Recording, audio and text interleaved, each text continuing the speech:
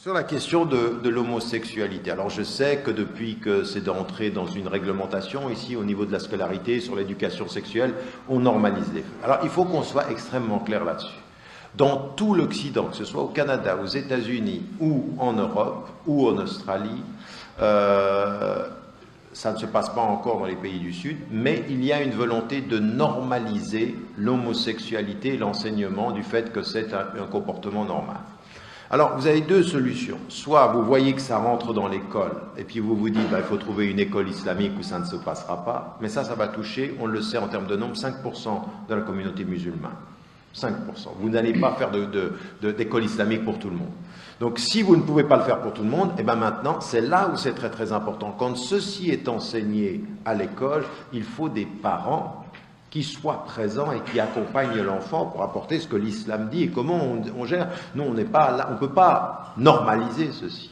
On ne peut pas normaliser. Autant on dit dans la société où il y a des comportements, on dit nous on respecte les individus même si on n'est pas d'accord avec ce qu'ils font. Mais nous, dans notre famille, avec nos enfants, il faut être solide. Il faut être présent, il faut être dans le dialogue, il faut écouter ce que disent vos enfants et puis il faut prévenir, mais il faut accompagner, de les protéger en leur disant faut pas que tu entendes ça. Franchement, ça ne va pas marcher. Je veux dire, si vous pensez aujourd'hui, tout ce qu'il y a dans Internet et tout ceci, tout ça vient aux enfants. Comment est-ce qu'on est armé intellectuellement et psychologiquement? Quand on sait et qu'on a été éduqué à résister. Mais quand on nous tient dans l'ignorance, dès que ça vient, ça rentre, ça reste, et puis ça commence à cultiver le mal. Donc il faut des parents là qui soient vraiment très présents dans le dialogue, dans l'accompagnement, et puis qui, étape après étape, ne laissent pas leurs enfants être exposés à ça sans explication.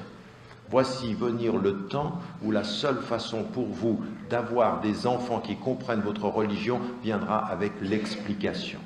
On ne peut plus avoir une communauté de muqallidoun, c'est-à-dire des imitateurs. On doit avoir des gens qui comprennent et des parents qui expliquent. Donc voilà, maintenant, on ne va pas pouvoir sortir de nos enfants de l'école et puis ils sont exposés tous les jours à ce discours-là. Regardez votre télévision, ça devient normalisé. Donc vous faites comment? Eh bien vous éduquez, vous expliquez, vous êtes présent, vous êtes à l'écoute, vous accompagnez pour le faire et pour les équiper.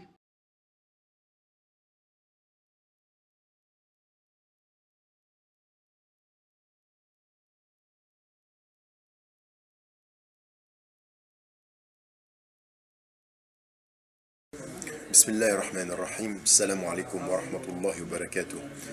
Je vous salue tous avec un mot de soutien pour une organisation qui depuis des années, plus de 10 ans maintenant, fait un travail extrêmement important sur le terrain. Le collectif contre l'islamophobie en France, le CCIF, est une organisation qui est importante pour plusieurs raisons.